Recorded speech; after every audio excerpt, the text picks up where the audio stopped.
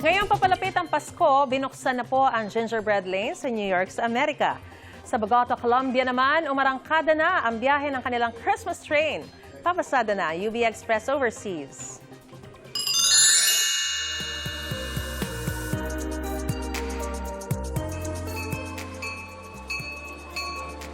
May special Christmas train ride sa Bogota, Colombia. Tadtad yan ang sari-saring dekorasyong pailaw. Dagdag sa saya sina Santa Claus at kanyang mga elf dahil makakasabay sila ng mga pasahero sa biyahe. Bawat gabi bibiyahe ang tren mula Bogota hanggang Chia.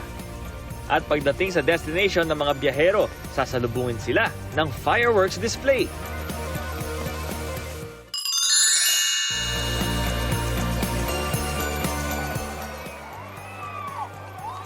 Ramdam na rin ang Christmas spirit sa Mexico City.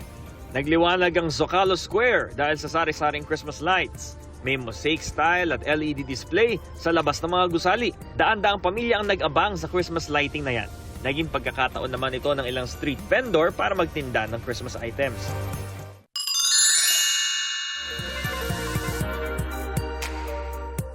Para naman sa mga may sweet tooth, pwede nang bisitahin ang gingerbread lane sa New York sa Amerika.